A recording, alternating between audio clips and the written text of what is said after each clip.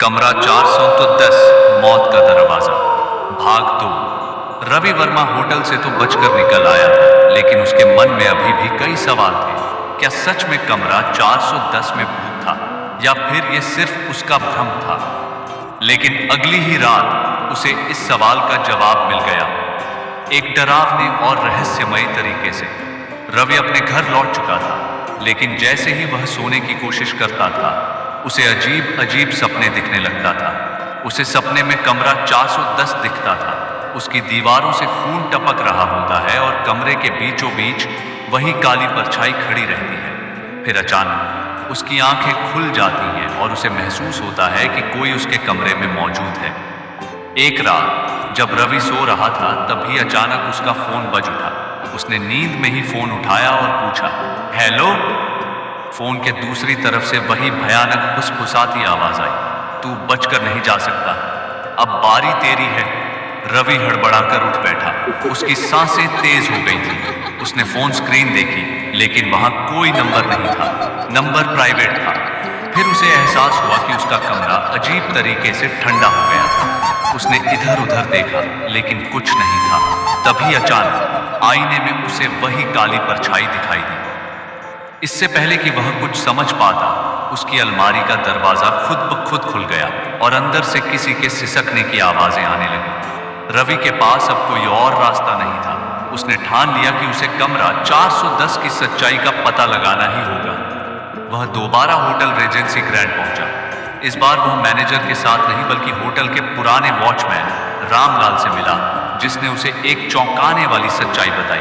कमरा 410 पहले एक हनीमून सूट था, रामलाल ने बताया, लेकिन एक रात वहां एक पति ने अपनी पत्नी को मार डाला और फिर खुद को फांसी लगा लिया। रवि ने पूछा, लेकिन क्यों?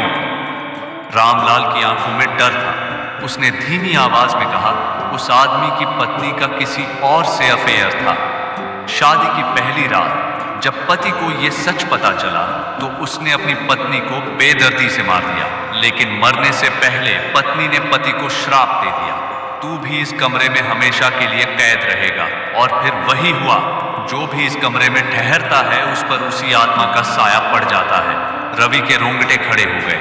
क्या कमरा 410 में वो आदमी अब भी फंसा हुआ था?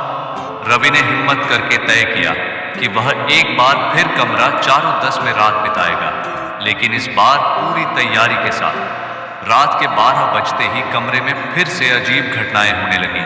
लाइट छपकने लगी, फोन बजने लगा और दीवारों से खून रिसने लगा। लेकिन इस बार रवि डरा नहीं। उसने जेब से एक हनुमान चालीसा निकाली और जोर जोर से पढ़ने लगा। तभी कमरे में भयंकर चीखें गूंजने लगी। सामने दीवार पर अचानक एक काले धुएं का भयानक रूप उभरने लगा। वो परछाई गुस्से में चीखी, यह मेरा कमरा है, कोई यहां नहीं रह सकता। रवि ने अपनी आवाज और तेज कर दी। कुछ ही देर में कमरा हिलने लगा, फर्श में दरारें पड़ गई और फिर अचानक सब कुछ शांत हो गया। जब रवि ने आंखें खोली, तो कमरा बिल्कुल सामान्य दिख रहा था। रवि ने राहत की सांस ली और होटल छोड़ दिया। लेकिन जब वो होटल से बाहर जा रहा था, तो रिसेप्शन पर खड़े एक नए मेहमान ने पूछा, क्या मैं कमरा 410 बुक कर सकता हूं? मैनेजर ने सिर झुका लिया और चुपचाप चाबी दे दी। रवि के चेहरे पर हल्की मुस्कान आई। क्या सच में वह आत्मा चली गई थी, या फिर कोई और इस कमरे का नया शिकार बनने वाला था? अंत या शायद नहीं।